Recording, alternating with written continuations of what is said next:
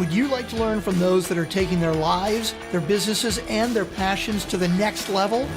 Best-selling author of Speakeasy and master connector Lou Diamond is here to connect you to some of the most inspiring and amazing people on this planet.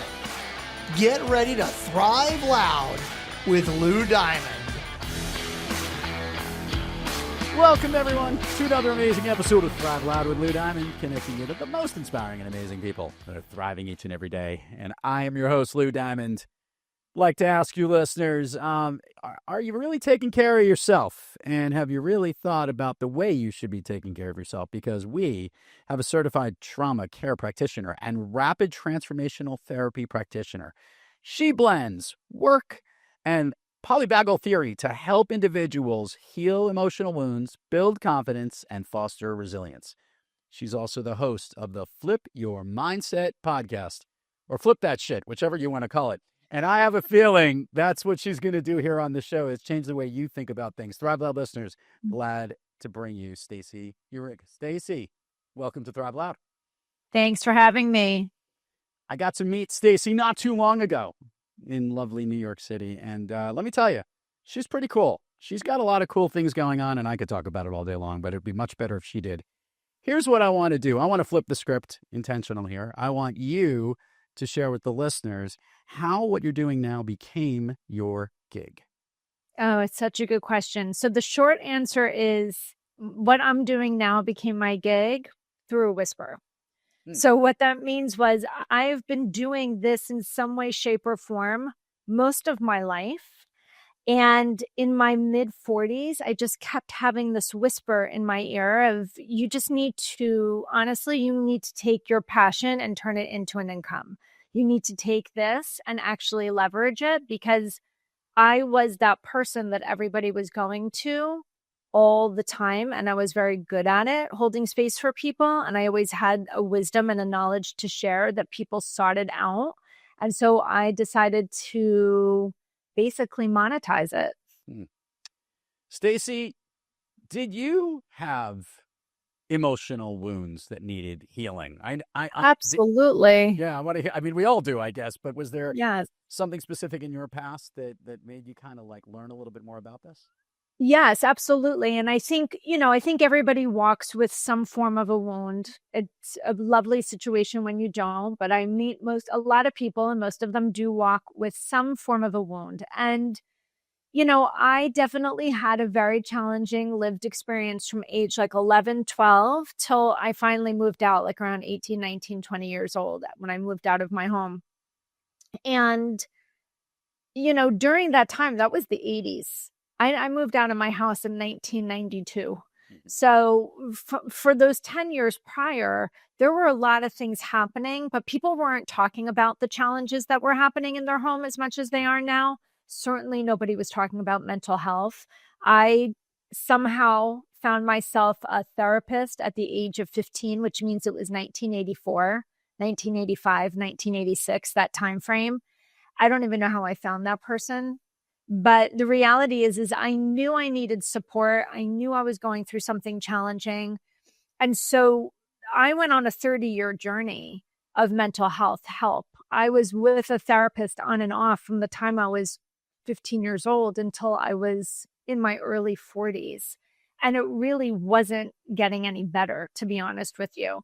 So a number of things kind of all came to a head at the same time in my early 40s. And I decided to move into coaching through that whisper I talked about. But specifically, I first started understanding hypnosis because it was something that had been done with me that had really helped. So I wanted to add that into my practice. And while in that training, I started to then be able to connect dots that were never able to be connected for me, to understand why certain things in my lived experience were still impacting me 30 years later. And I understood it to be trauma. So from there, I went even deeper in and went back to school for 2-3 more years and just studied trauma almost full time for 2 to 3 years to try to take all of that knowledge and build into something for my clients. Stacey, we've had guests on the program who recognize the therapy wasn't always the answer. In the sense that, you could relive all of the components of what you did in the past, but that's like swimming in your own shit, for lack of a better word. Yeah. But understanding how you need to move forward in that, how you become resilient, how you bounce forward, or more notably, how do you take the stuff that's held you back and enable it to empower you to go forward. I would love to understand a little bit, one more double click down on this transformational work that you do, because you have some unique acronyms or unique words of your practices and some things that you really help people with to help them grow from there. Yeah, I have this mantra that I share all the time, which is you can't heal what you don't understand. And I think one of the things that was missing for me in my own therapy journey was I didn't have yet a therapist that knew how to get to the root cause of my challenges. You could see that there was a level of dysfunction, but why was I still stuck in survival mode well after leaving that environment? Nobody could explain that to me. And what I learned is because most therapists, and I've been able to quantify this by having these therapists on my own podcast, is that they're not trained in nervous systems. They're not trained in neuroscience. They're not trained in nervous system science. And so much of what keeps people stuck, and I'll speak about anxiety specifically, is the discomfort and the dysregulation in the nervous system. And so if that's not being addressed, it's almost like you're ignoring the elephant in the room. So what I've learned to do is take my knowledge of nervous system science, polyvagal theory specifically, in combination with being able to actually get under the hood by way of hypnosis, which is the rapid transformational therapy, and create something that I had actually never seen before. I felt like I created something really, really unique. And so I'm able to take those tools and utilize them when it's appropriate with my clients to give them an understanding, because you can't heal what you don't understand. If you don't understand what's under the hood, you're just going to be going around in circles and circles. I know this is a tough one because there definitely isn't one answer, but maybe there's a thematic answer. In the work that you do, are you finding a similar type of wound, emotional wound, more often than not with the people you're working with? Yep. Yeah. And that wound is that they don't believe that they're enough, or some form of that. So it's a sense of I'm not enough, I don't matter, I'm not worthy, I'm unlovable. I see a lot of this. And I think what's been most eye-opening for me, and what I really try to educate, I'm big on educating my clients. Honestly, like, it is always my hope that you learn enough about yourself that you don't need me. This is not like a typical therapy model where we should be together forever. We shouldn't be together forever. And what I've learned is that people come to me confused because when they look back on their childhoods, they don't see something huge and ominous in their rear view. They don't see abuse, aggression, or violence necessarily. Not to say that I haven't held space for that. I have. But I see a lot of people come in saying, I really don't understand why I feel this way, because I grew up in a nice household and I grew up in a nice town and I never really wanted for anything. And we went on 3 vacations a year and I always had the best clothes. And it was always about those things being met as being a good childhood.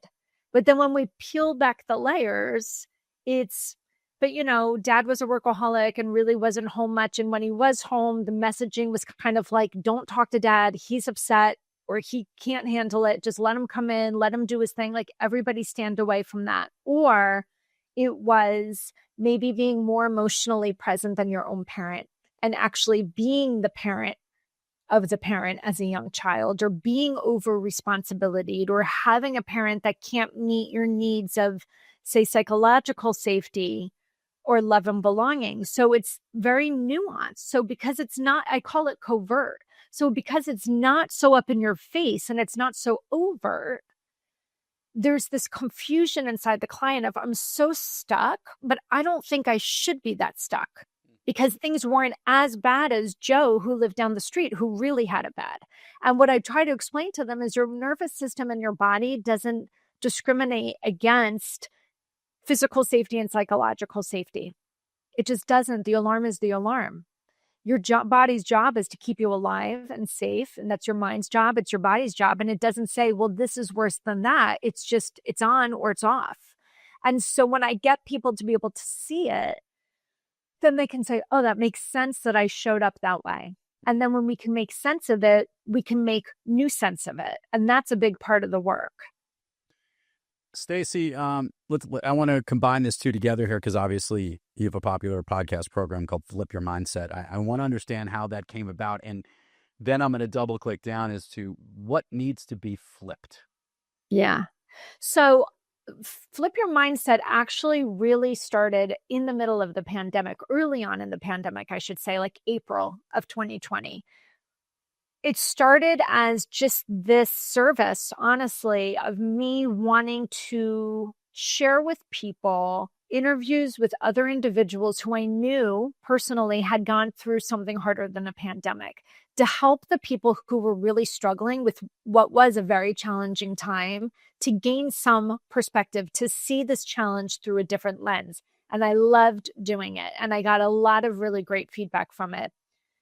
I took a beat when I was going back to school. And when I had the bandwidth, I brought it back to life. And it started with people sharing stories of adversity and how they got from that spot to another side. But as I've built my career and as I've built my practice, what I've learned is what my listeners really want is they want to learn. So I've been bringing in more experts in the field of trauma, in the field of all the things that I practice and preach, where we literally just jam out about these topics to give the listener just free access to people who are in the space all the time. So if they don't have the funds to go to a therapist, or maybe they're seeing a therapist, but they feel like there's a piece of information missing, that they might be able to get that just by this way of this podcast. I know this is an unanswerable question, but I have a feeling you might have something that you'll go for it. It's more of. There's the work you do, and then there's the messaging around the work you do, whether it's you're a speaker or it's the content on your show or other assets that you're putting together and your surveys and other things that you pull together that are kind of cool. If you get to pick a hat of which to wear on that particular day, because that's your favorite activity, is there one of those that you like to do more than the other? I love podcasting.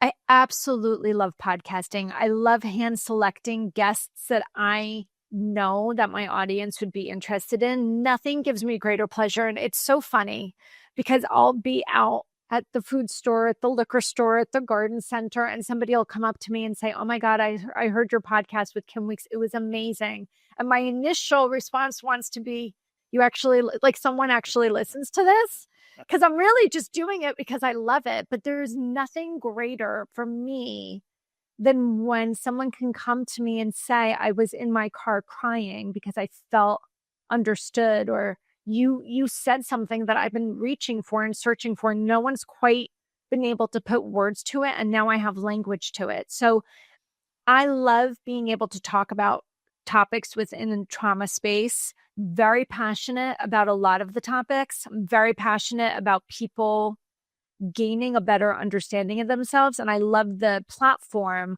of this one-to-many situation being a podcast. I'm going to do my connection work here. I'm going to make sure that we connect you to a guest that we recently had on, probably like an episode or two before yours, who also was focused on this trauma space. I think it'd be a really cool conversation. But we'll talk after we get off the air. I'll make that connection for you, Stacey. Stacey, before we go down the admin part of the show and do all the fun things that we do here on Thrive Loud, look, you've been building a career, following your passion, monetizing it in a way that's making you happy and continuing to grow, which means that's why you're here on Thrive Loud. That's why you thrive each and every day. Yet, we always have those days where we're not quite kicking on all cylinders and we're a little off our game. Does Stacey Uhrig have a practice or an individual she seeks out that helps her get back on the thriving track when she's not thriving? Yes and no. Like, for sure, if I have something going on, I have someone on speed dial. If I need emotional support, which all mental health care practitioners should have someone on speed dial that they can reach out to. But I'll tell you this, I'm really good at self-compassion. And I'm really good at giving myself grace. I don't think I need to be thriving 24/7, meaning it's okay to rest.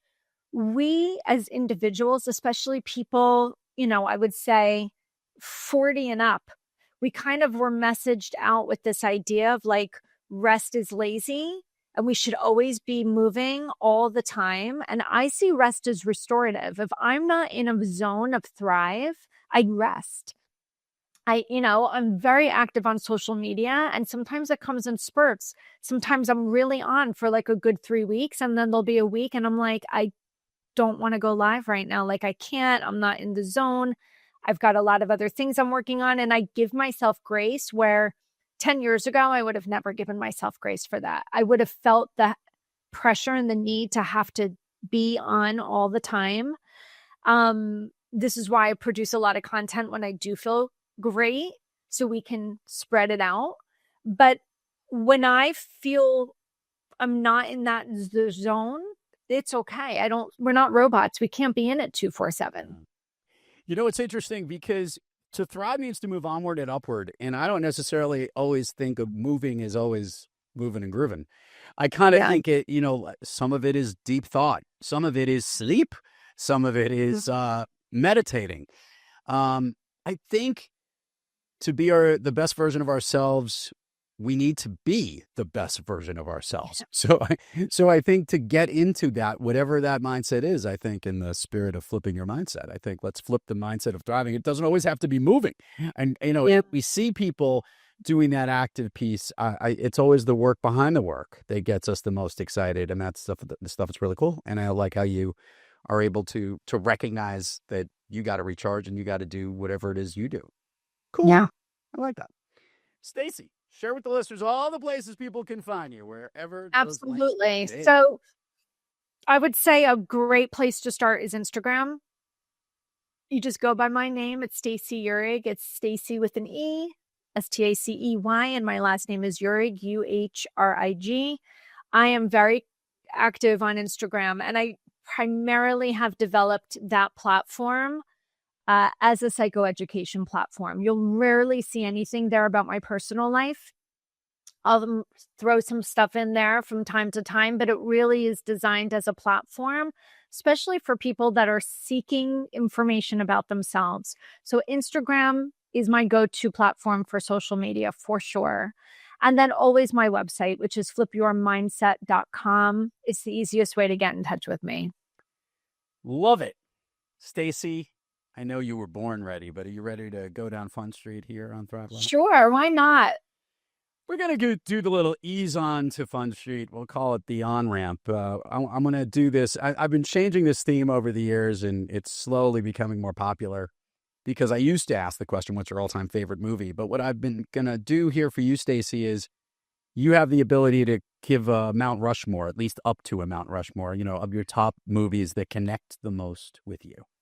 So the movie I will say that really rocked my world from the get is a movie that probably came out 20 or 25 years ago, and it's called Sliding Doors. Oh, yeah. Do you remember that movie? Yeah, with Gwyneth Paltrow. It was Gwyneth Paltrow, and there was something about that movie that I loved because it really showed what I know to be true, which is you step on, you get into this tube. In that case, she was in, London, but let's just say you get on the subway here in New York, you get on or you don't make it on. And you're on a path and you take a right instead of a left. And you go through a lived experience that I really do truly believe is designed for you. But I believe that what's truly designed is the outcome. There's lessons to be learned. There's places to get to. And there's not one way to get to it. And whatever path you're on, there are lessons to be learned on all of them. And no matter which path you get on, you're ending out in the same space. And I always knew that. I've known that actually from a very young age. So then to come across a movie that really illustrated it so perfectly for me, it just goes down in history as honestly my favorite movie. I do like how they filmed it too. That was actually a really cool bit because it's a combination of back and forth, and the cadence gets faster as you know, or each of the segments get closer to each other as we realize that those, as you just said, you end up kind of in the same place. The path to get there wasn't the same. I thought that was really cool. Very good stuff. I like it. All right, we're gonna do the speed round. We call it the Speakeasy Pub Crawl. We're gonna stop at all the fun places that mean the most to Stacey. Here we go, Stacey. Of late, we're talking like right now. Is there a song or jam that you've been listening to more often? Oh my God, it's a Taylor Swift song. It's from the new. Yes. It's shocking. And you know what's Wait, guess. I'm gonna guess. It's the what's her name? The name of the woman. The new tune? Is it like the new one that's just out or no? Are you talking about Elizabeth Taylor, that song? No. There's another one on that album. Oh my goodness! Tell me the one you want. I didn't. Oh, you're talking about The Fate of Ophelia. That's it. That was okay. No, I mean I do like that song, but I want to say this, and then I'm going to tell you the one that I love. I've never been a Swiftie. I've listened. The only time I really ever heard her songs were if they just happened to pop on the radio. But there was something I've been curious about her. So when this new album came out, I was like, sure, I'll stream it. It is so stuck in my head. It's such a sticky album. And I hear the songs all day, every day. But the song I actually love the most is called Eldest Daughter. And it's not getting a lot of play like, say, Opalite or Wood or Fate of Ophelia. But I am the oldest of 4. And there were certain things that she said that I was like, oh, that is so spot on. So the storytelling was actually very good from the perspective of an eldest daughter. But also, I used to sing a lot, and the harmony in that song is fantastic. It's really probably the only ballad. I think it's really just a piano. So that is actually my favorite song as of late. She's been on a big tour, obviously promoting the album. She's been on the late night shows, and everyone's been all excited about it because she obviously doesn't usually do it that often. She's built a brand that's just incredible. It's unbelievable. But what you can see is legitimately how much she loves what she does.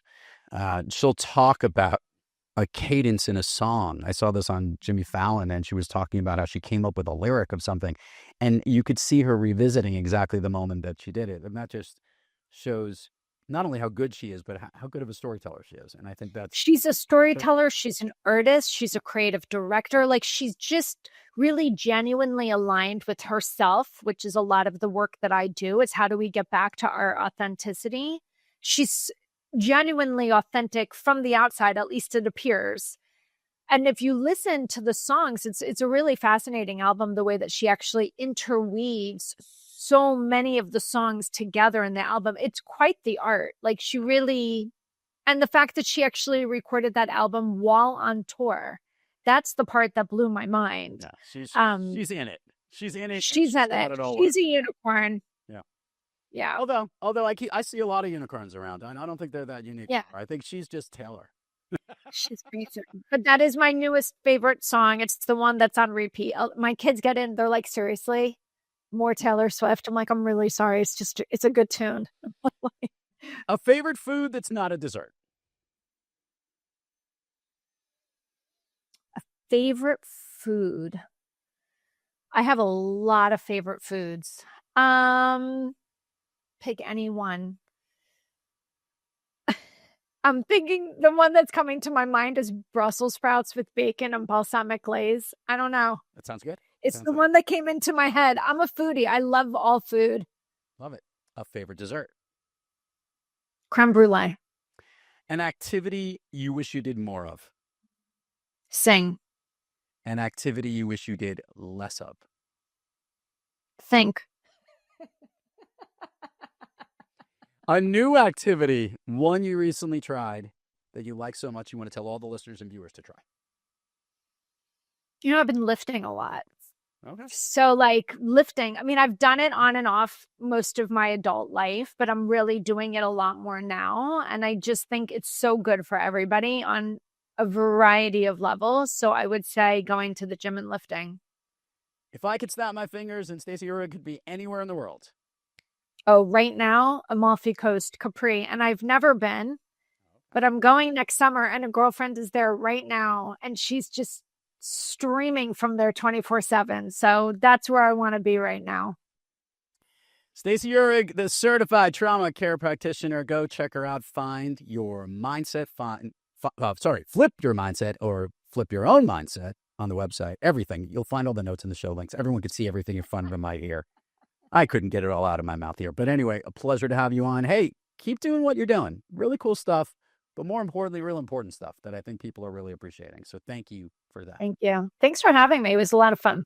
Truly my pleasure. To all our listeners and viewers out there, thank you for joining us. Till next time, keep moving onward and upward. Remember, be brief, be bright, be gone. You've been listening to Thrive Loud with your host, Lou Diamond. Check us out on the web at thriveloud.com and follow us on Instagram, LinkedIn, Twitter, and Facebook at Thrive Loud. And check us out on the Good Pods app at Thrive Loud, where you can follow, listen, and connect directly to Lou and all of the Thrive Loud episodes. Thanks for listening.